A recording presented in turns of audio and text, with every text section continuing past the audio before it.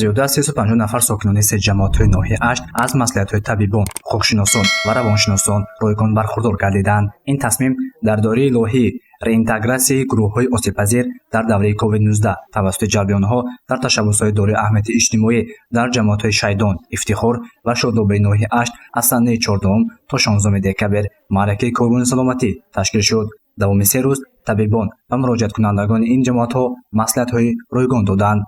аз вилояти Сух ба ноҳияи мо духтурон ташриф оварданд. дар инҷо эндокринолог, асабшинос, гинеколог ва дигар меҳмононе ки дар инҷо ташриф оварданд барои беҳбудии зиндагии мову саломатии мо саҳми арзандии худа гузошта истоданд. ба назди асабшинос даромадам ва аз онҷо маслиҳатҳои хуба гирифтам ва боварии комил дорам ки баъди ин муоинаҳо худро бозам хубтару хубтар ҳис мекунам ва имрӯз хушҳол боз аз он ҳастем ки ба мардуми мо инҳо кӯмак расонид истоданд. бисёр хуб мешуд чунин лоиҳаҳо дар ноҳияи мо дастгирӣ карда мешуд ва инҳо бисёртар, чунки мо аз худи ҳудуди маркази вилоят камтар дуртар ҷойгир ҳастем, чунин лоиҳаҳо бисёртар дастгирӣ мешуду инҳо бисёртар ба мардуми мо омада кӯмаки худа мерасониданд. дар доираи лоиҳаи мазкур дар се ҷамоатҳои мақсадноки ноҳияи Ашт маъракаи коргони саломатӣ гузаронида шуд. дар ин маърака шумори муайяни аҳолии ноҳияи мақсаднок аз табибон маслиҳатҳо гирифтанд. ин маърака бо дастгирии ташкилоти ҷамъияти мир, маркази имконият баҳри рушд, татбиқ ва аз тарафи Bear Tourist дастгирии молиявӣ ёфт. мақсади он дастрасии аҳолии деҳаҳо ба мутахассисон аст. коргони саломатӣ ин маъракаи охирини ин лоиҳа аст, зеро мо тӯли 4 моҳи охир 5 моҳи охир оғоз аз моҳи август то инҷониб якчанд семинарҳои омӯзишӣ оиди сафарбаркунии ҷомеа, медиаграмотност, журналистикаи шаҳрвандӣ барои он гурӯҳҳои худёрирасоне ки ҳамин лоиҳа ғун карда буд, ҷамъ карда буд, барои ҳамин иштирокчиҳои лоиҳа гузарондем.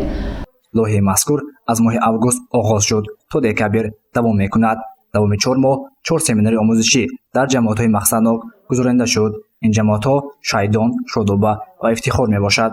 мавзӯи семинари баргузор шуда ин журналистикаи шаҳрвандӣ, сафарбаркунии ҷомеа, саводи расонӣ ва ҳуқуқҳои шаҳрвандон дар давраи COVID-19 мебошад. дар давоми семинар аз ҳисоби сокинони ҷамоатҳо гурӯҳҳои ёрирасон ташкил карда шуд то онҳо бо сокинон кор кунанд. ман яке аз иштирокчиҳои тренинги мазкур мебошам. муддати 4 моҳ дар тренингҳои омӯзишӣ омӯхтем ва сафарбаркунии ҷомеаро омӯхтем ки маъракаи имрӯза ки маркази корвони саломатӣ ном дорад ба ноҳияи мо хеле зарур буд, чунки ноҳияи мо яке аз ноҳияҳои дурдаст мебошад. на ҳар кас метавонад ба маркази вилоят ба муоинаи табибон равад. барои ташкили чунин маъракаҳо мо хеле хурсанд ҳастем ва барои ташкилкунандагон миннатдории худро мерасонем. маъракаи коргони саломатӣ ин ҷанбасти лоиҳаи реинтеграсияи гурӯҳҳои осебпазир дар давраи COVID-19 тавассути ҷалби онҳо дар ташаббусҳои дорои аҳамияти иҷтимоӣ мебошад. ҳадафи лоиҳа гурӯҳи ёрирасоне ки дар давоми 4 моҳ таъсис гардиданд расонидани кӯмак ба сокинон аст. гузориши Насиб Ҷон Абуев барои барномаи иттилоотии Хабар.